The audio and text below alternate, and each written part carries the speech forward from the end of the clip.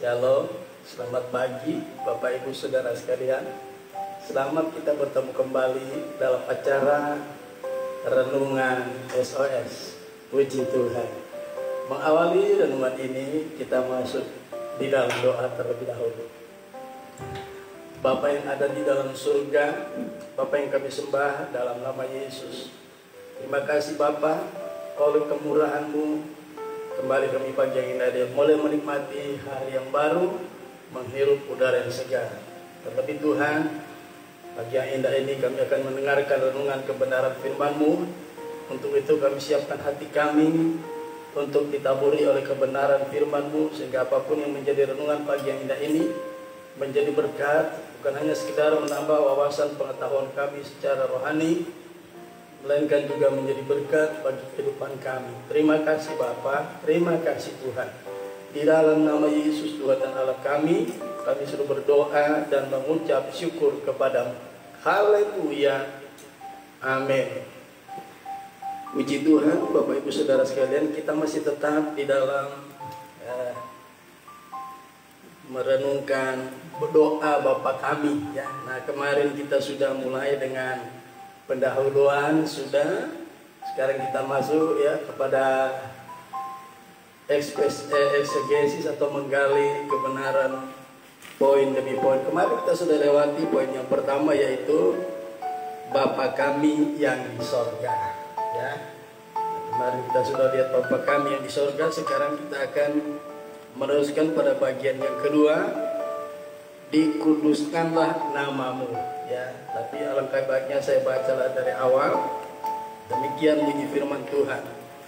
Karena itu berdoalah demikian: Bapa kami yang di sorga, dikuduskanlah namamu, datanglah kerajaanmu, jadilah kehendak-Mu di bumi seperti di sorga. Berikanlah kami pada hari ini makanan kami yang secukupnya, dan ampunilah kami akan kesalahan kami, seperti kami juga mengampuni orang yang bersalah kepada kami. Dan janganlah membawa kami ke dalam pencobaan, tetapi lepaskanlah kami daripada yang jahat. Karena Engkau-lah yang mempunyai kerajaan dan kuasa dan kemuliaan sampai selama-lamanya. Amin. Puji Tuhan. Kemarin kita sudah membahas tentang Bapa. Poin pertama adalah Bapa kami yang di sorga. Poin yang kedua yaitu dikuduskanlah namamu. Nah, saudaraku yang kekasih, kalau kita membaca doa Bapa kami seperti biasanya kita atau orang membaca doa Bapa kami, tidak digali ya bagian demi bagian, kelihatannya seperti kita tidak menerima sesuatu dari poin-poin dari doa Bapa kami. Padahal di situ ada 9 poin utama ya. Ada 9 poin utama yang terdapat di dalam doa Bapa kami itu ya. Nah, sekarang kita sudah masuk pada bagian kedua, yaitu dikuduskanlah namamu. Pada poin yang kedua ini ya, atau pada bagian yang kedua ini, sebenarnya Yesus menginginkan setiap orang percaya itu harus menguduskan nama Bapa di sorga. Saudara, kalau kita membaca secara harfiah, secara literal, konotasinya seolah-olah negatif. Bagaimana kita manusia yang dari orang berdosa mau bisa menguduskan nama Bapa di surga yang Maha Kudus? Konotasinya kan seperti itu ya. Tapi sebenarnya mari kita lihat, kita menggali apa makna yang terselip atau yang ada di balik frasa dikuduskanlah namamu ya. Perhatikan, yang kita perlu perhatikan di sini adalah apa makna dari kata kudus atau dikuduskanlah ya dalam bagian ini ya. Dikuduskanlah namamu ya. Nah, apa makna dari kata kudus? Nah, ini yang kita harus tahu lebih dahulu ya. Nah, saudaraku, kata kudus dalam ayat tersebut atau ayat ini bukannya dalam arti kudus secara moral ya, perhatikan, melainkan dalam arti dipisahkan untuk menjadi miliknya ya. Kudus artinya dipisahkan untuk menjadi miliknya ya. Kita orang-orang percaya, anak-anak Bapa di surga, sebelum kita menjadi anak-anak Bapa di surga, kita adalah orang-orang berdosa ya. Setelah dipanggil, muncul kata apa saudara? Eklesia. Eklesia ini adalah orang-orang yang dipanggil keluar dari kegelapan dosa masuk kepada terang Allah yang ajaib. Mari kita lihat ayatnya, 1 Petrus pasal yang kedua ya. Kita akan lihat ayat itu, 1 Petrus ayat yang kedua. Ayat yang ke-1 Petrus pasal yang kedua, ayatnya yang ke-9. Kita akan melihat ayat ini begitu jelas tentang ya, kata kudus ini. 1 Petrus 2 ayat 9, demikian bunyi firman Tuhan. Tetapi kamulah bangsa yang terpilih, imamat yang rajani, bangsa yang kudus. Ya, perhatikan ada beberapa hal tadi ya. 1, kamulah bangsa yang terpilih. Kita adalah orang-orang yang terpilih ya. Imamat yang rajani. Kita dipilih untuk menjadi imam-imam yang berkerajaan, yang melayani raja ya. Kemudian dikatakan umat kepunyaan bangsa yang kudus ya. Kata kudus ada di sini ya. Kemudian umat kepunyaan Allah sendiri. Jadi kita dipanggil keluar dari kegelapan dosa, masuk kepada terang Allah yang ajaib. Kita orang-orang pilihan. Makanya Yesus mengajarkan berdoa, karena itu berdoalah demikian. Bapa kami yang di sorga, dikuduskanlah namamu ya. Kemudian saya akan baca lagi ya, supaya kamu memberitakan perbuatan-perbuatan yang besar dari Dia. Supaya kamu memberitakan perbuatan-perbuatan yang besar dari Dia. Apa perbuatan besar yang dari Dia? Salah satu di antaranya, ceritakan pertobatan kita. Bagaimana Allah memanggil kita dari kegelapan masuk kepada terang Allah yang ajaib. Ceritakan ya, makanya ada ya, salah satu amanat agung adalah sebelum Yesus naik ke surga, Kisah 1:8 Yesus berkata apa ya, tetapi kamu akan beroleh kuasa kelak apabila Roh Kudus turun ke atas kamu, dan kamu akan menjadi saksi. Beritakanlah perbuatan besar, merubah karakter hidup kita. Dan orang yang tidak percaya Tuhan menjadi percaya Tuhan. Ini perlu disaksikan ya. Beritakan atau saksikan ya. Tetapi Roh Kudus tetapi kamu akan beroleh kuasa kelak, Kisah 1:8. Tetapi kamu akan beroleh kuasa kelak apabila Roh Kudus akan turun atas kamu, dan kamu akan menjadi saksiku. Dari mana? Yerusalem dulu. Dari tengah-tengah keluarga dulu. Ya, dari Yerusalem, Yudea. Ya. Yudea bicara tentang tetangga. Kemudian Samaria, orang-orang yang tidak mengenal Allah, bahkan sampai ke seluruh muka bumi. Kita harus menjadi saksi, menceritakan perbuatan besar dari Tuhan yang merubah hidup kita. Saya katakan, tidak ada manusia sehebat apapun mampu merubah manusia. Tidak ada. Satu perbuatan besar yang lupa diperhatikan oleh manusia, yang banyak dilupakan manusia. Orang bisa bertobat, itu bukan kebetulan. Itu karya besar dari Tuhan. Pekerjaan yang dahsyat yang perlu kita beritakan. Haleluya. Tadi ada kata kudus ya, perhatikan 1 Petrus 2 ayat 9. Tetapi kamulah bangsa yang terpilih, imamat yang rajani, bangsa yang kudus. Jadi saudaraku, kata kudus ini ya, kita itu adalah dipanggil untuk menjadi milik Tuhan ya. Di sini tadi katakan kudus itu sama dengan dipisahkan untuk menjadi miliknya Tuhan. Ya, nah, tapi lebih konkret kita akan lihat dari teks receptus ya. Teks receptus atau dari teks asli bahasa Yunani, bahasa Ibrani, kata kudus itu berasal dari diambil dari kata kados ya. Bahasa Ibrani tentang kata kudus ini, kata kudus berambil dari kata kados. Kados artinya ya, kados artinya dipisahkan atau dikhususkan. Nah, kalau dalam teks Yunani, hagios ya. Hagios ini sama, kata kudus ini hagios kalau dalam Yunani, dalam bahasa Yunani. Kalau dalam bahasa Ibrani tadi kados. Bahasa Yunani hagios, itu artinya sama ya. Di sini artinya adalah dipisahkan. Ya, jadi baik bahasa Ibrani maupun bahasa Yunani, kata kudus itu sama, dipisahkan atau dikhususkan untuk menjadi milik Allah.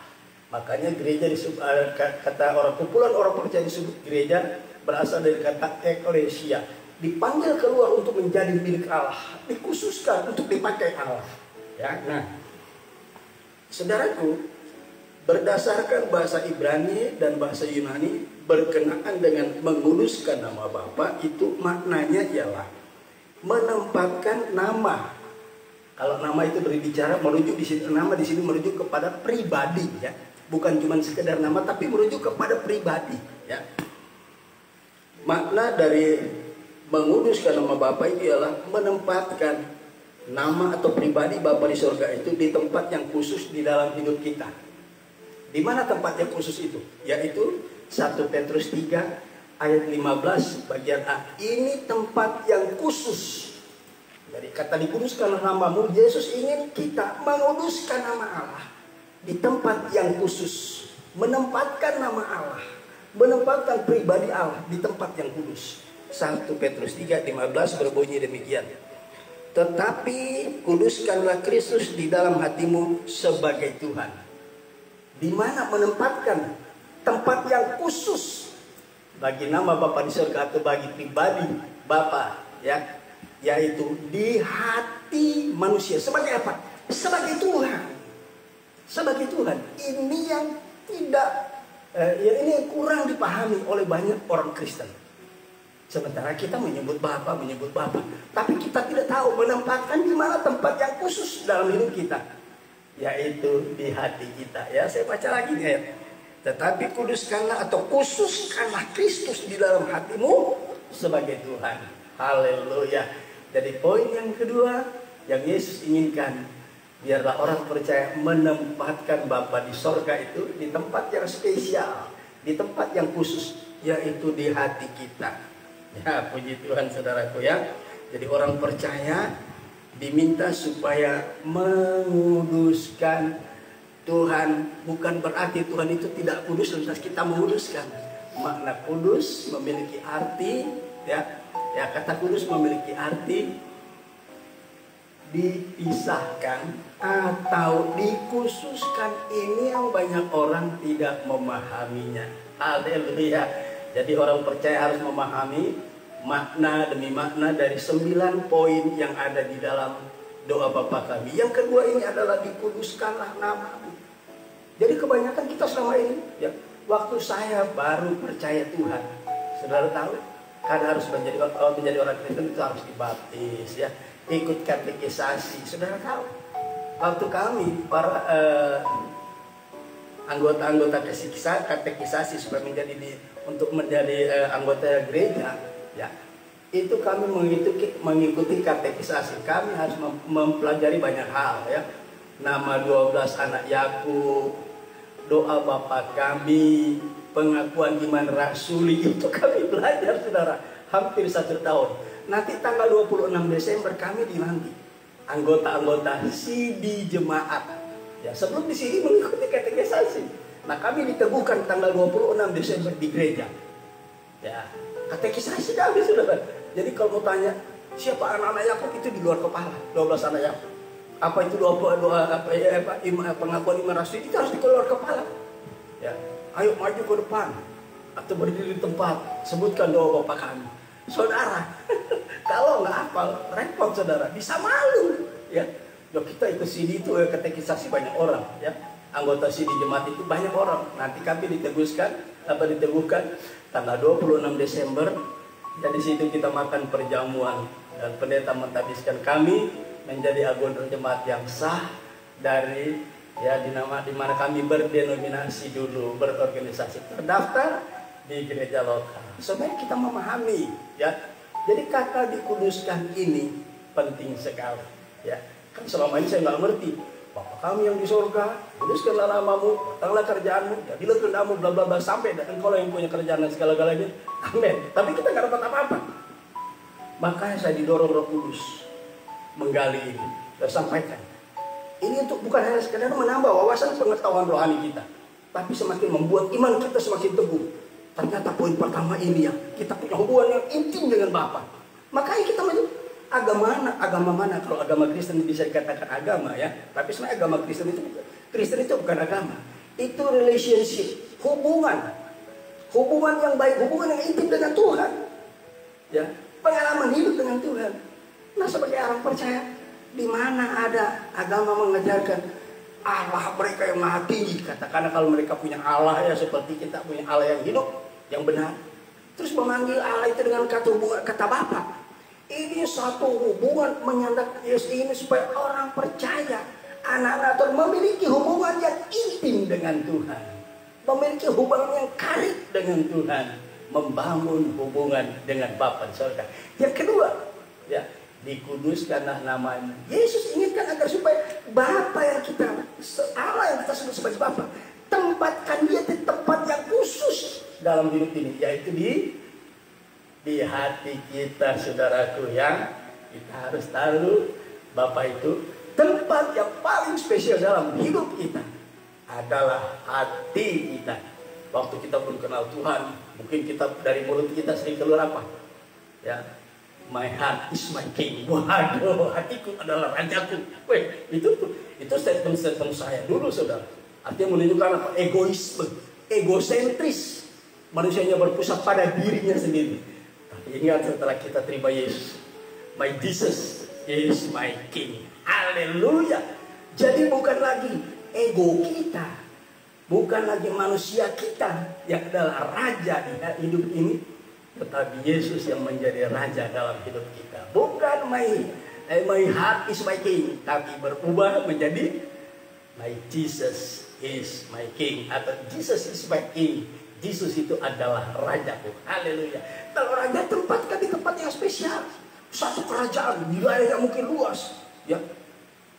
Tapi ada tempat di mana raja itu bertahta, yaitu di istananya. Hati kita itu adalah tahtanya Tuhan. Tempatnya mana? Dia bertahta. Dia harus ada di sana. Haleluya. Jangan saudara, jadikan Tuhan cuma taruh di pikiran. Ya, kita akan perlu Tuhan ketika kita mulai membutuhkan sesuatu, kita ada di pikiran kita, ya. Kita mulai mengandalkan pikiran kita dan sebagainya. Tapi taruhlah Tuhan pada tempat yang khusus, tempat yang spesial di hidup ini, yaitu adalah hati kita. Puji Tuhan, saya percaya inilah bagian yang kedua yang Yesus inginkan kita harus pahami.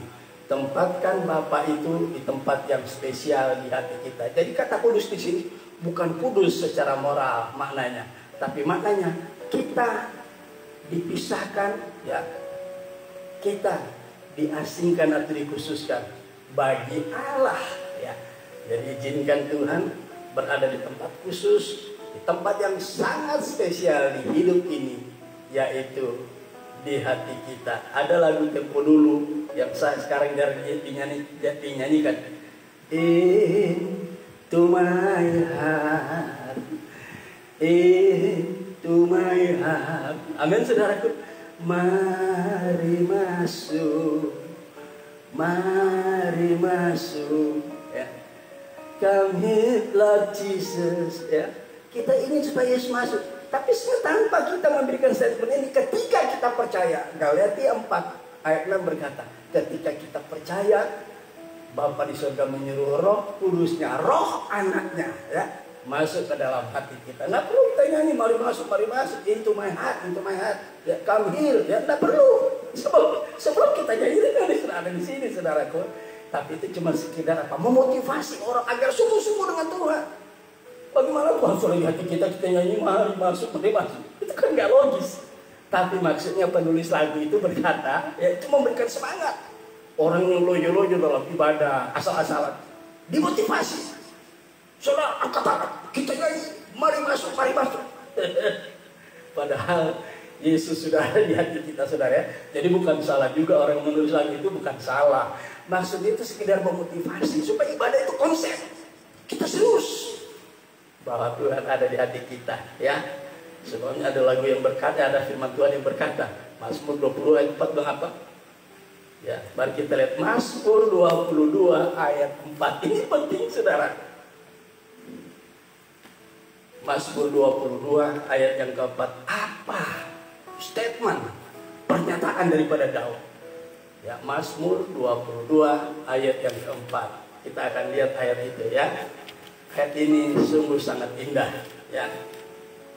Mazmur 22 ayat yang keempat berbunyi sebagai berikut. 22 ayat 4. Padahal, ya, ini dalam doanya Daud, ya. Dia bilang begini, ya. Padahal engkaulah yang kudus, engkaulah Allah yang transenden, yang terpisah dari antara manusia. Allah yang transcendence, dia bertahta di tempat yang maha tinggi, ya, di dalam terang yang tidak terhampiri, ya. Saya baca lagi, padahal engkaulah yang kudus, yang bersemayam di atas puji-pujian orang Israel. Walaupun Allah yang transcendence bersemayam di atas di tempat yang maha tinggi, ya, di tempat yang tidak terhampiri, tetapi ketika umat Allah memuji Allah dari hati yang betul, hati yang benar, hati yang ikhlas, Allah bersemayam di atas puji-pujian orang percaya. Dan saudara mau tahu, puji-pujian orang percaya dibagikan salah satu tempat di mana Allah bersemayam, Allah tak berhadir, Allah ada di tengah-tengah umatnya. Makanya nggak heran orang-orang Pantai Kosta, saya tidak sedang berbicara tentang denominasi. Orang-orang Pantai Kosta, saya bertobat kenal Yesus tahun 82, tapi saya dengar banyak kesaksian dari anak Tuhan. Orang-orang Pantai Kosta pada zaman-zaman tahun 30-an sampai tahun 50-an atau 60-an, 70-an, karena saya belum tahu itu. Saya cuma dengar dari kesaksian orang. Ibadah Pantai Kosta luar biasa, lagunya pendek-pendek, diulang-ulang. Ada medley berapa lagu, nyanyi berulang-ulang. Saudara tahu, ada orang yang sakit, belum sempat didoakan, belum sempat ditumpangi tangan, pada sembuh, saudara. Mujizat sampai terjadi, kesembuhan banyak terjadi. Kenapa? Allah turun bertata di atas puji-pujian. Sakit penyakit reda. Betapa dahsyatnya pujian itu. Karena kita mengkhususkan Tuhan di tempat yang paling spesial dalam hidup kita. Dia ada di hati kita. Bangga gak kita memiliki Allah seperti itu, saudara? Oh, haleluya. Saya tidak bisa menyebarkan kebanggaan saya. Bagaimana menceritakan tentang Allah kita yang dahsyat dan ajaib. Tanpa kita meminta doa, tanpa kita tumpang tangan, orang yang sakit pada disembuhkan. Mujizat banyak terjadi. Karena apa? Allah bertata di atas hati kita, bertata di tempat yang spesial. Saudara, lagu bilurnya, ya, dalam nama Yesus, KKR orang-orang Pantai Kosta dan aliran Pantai Kosta ketika nyanyi bilurnya sungguh heran, bilurnya membawa kesembuhan. Asal percaya saja semua sakit hilanglah, oleh darah Yesus tertolong. Saudaraku, lagu ini dinyanyikan berulang-ulang, bilurnya sampai saya dengar kesaksian. Entah cuma mengada-ada atau betul-betul itu real. Saya pernah dengar kesaksian. Ada sekali peristiwa satu Jumat, di satu Jumat, bukan satu Jumat satu pribadi, bukan, di satu Jumat lokal, ya, di salah satu sidang lokal. Mereka mau mendoakan orang sakit, nyanyi bilurnya salah nyanyi, tapi mujizat terjadi. Harusnya bilurnya sungguh heran. Harusnya begitu, tapi mereka nyanyi terbalik. Salah nyanyi tapi mujizat terjadi. Kenapa? Salah nyanyi mujizat terjadi. Mereka nyanyi dari hati. Bayangin, yang mereka nyanyi bukan bilurnya.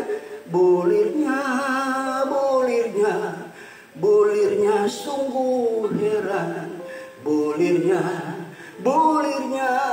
membawa kesembuhan. Bulirnya harusnya bilurnya, tapi lihat, Allah tidak melihat apa yang kita lakukan itu tidak sesuai dengan maksudnya, tetapi dengan syairnya. Tapi Allah tahu maksudnya. Kita memuji memuliakan Tuhan. Allah Yesus, ya, bilur, tubuh yang tercabik-cabik itu namanya bilur, luka-luka yang berdarah menyembuhkan orang yang percaya kepada Yesus. Maka Pantai Kosta tempo dulu hebat. Maka ada lagu berkata, Pantai Kosta heranlah, ya api Pantai Kosta heranlah, kegirangan sepenuh oleh roh Pantai Kosta, ya api Pantai Kosta heranlah. Herannya apa? Ada banyak mujizat terjadi, ada banyak penyembuhan terjadi. Kan orang nyanyi, karena Allah ada di hati mereka. Mereka nyanyi sungguh-sungguh, Allah berkata dan puji-pujian. Di mana kehadiran Allah? Tidak ada penyakit yang sanggup bertahan dalam hadirat Tuhan. Amin, saudaraku. Mujizat terjadi. Mari, mulai pagi yang indah ini, ya, kita lebih serius dengan Tuhan. Tempatkan Tuhan di tempat yang spesial. Haleluya. Maka kita akan lihat dampaknya luar biasa. Kita diberkati luar biasa. Secara fisik kita sehat, mampu mengucap, bersemangat. secara rohani. Iman kita makin kuat. Semakin yakin bahwa kita punya Allah yang besar, Allah yang dahsyat, Allah yang mampu segala hal, mampu melakukan segala hal. Nothing is impossible bagi Allah kita. Banyak yang mustahil bagi manusia, tapi bagi Tuhan tidak ada satupun yang mustahil. Haleluya. Sebelum saya akhiri bagian yang kedua ini, kita dengarkan dulu satu pujian bagi Tuhan. Haleluya, haleluya.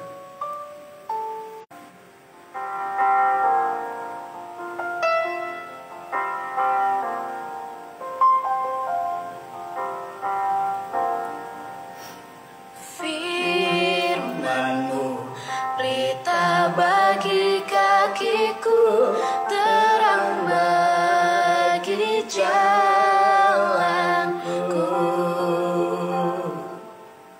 Firman-Mu pelita bagi kakiku, terang bagi jalanku.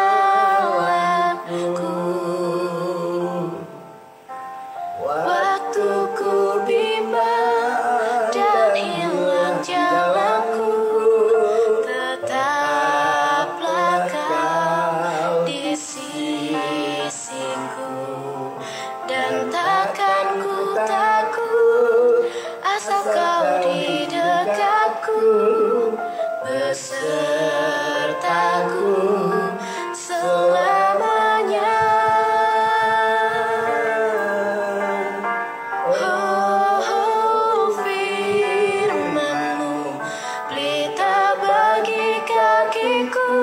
Terang bagi jalanku. Firman-Mu pelita bagi kakiku, terang bagi jalanku. Terang bagi jalanku.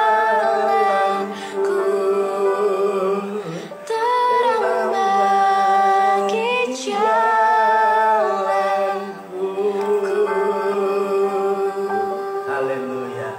Firman Tuhan pelita bagi kaki kita dan terang pada jalan kita di tengah-tengah dunia yang gelap oleh dosa ini. Haleluya, haleluya. Puji Tuhan, kita satu di dalam doa. Bapa di surga, Bapa yang kami sembah dalam nama Yesus. Terima kasih Tuhan, kami sudah dengar kebenaran firman-Mu pada bagian yang kedua. Bapa, kami mengucap syukur karena Roh Kudus mengingatkan kami bahwa kami harus menempatkan Tuhan, menempatkan Bapa di tempat yang spesial, yang khusus di hidup kami, yaitu di hati kami Tuhan, agar kami melihat kesembuhan demi kesembuhan kalau kami mengalami sakit penyakit, mujizat demi mujizat jika kami mengalami satu penyakit yang mungkin sudah menaun, tidak mampu disembuhkan oleh para medis manusia. Tapi kami percaya mujizat Allah terjadi ketika kami menaikkan pujian bagi Tuhan. Terima kasih Bapa. Biar kiranya Engkau Roh Kudus meteraikan kebenaran firman-Mu dan kami, dan mampukan kami mengaplikasikan di sepanjang hari ini, di berbagai kesibukan kami, pekerjaan kami yang berbeda di sepanjang hari ini. Terima kasih Bapa. Di dalam berkat nama Yesus kami sudah berdoa dan mengucap syukur kepadamu. Haleluya, haleluya. Amin. Puji Tuhan. Tuhan Yesus memberkati kita sekalian. Kita akan lanjutkan pada besok pagi hari pada waktu yang sama. Tuhan Yesus memberkati. Haleluya. Amin.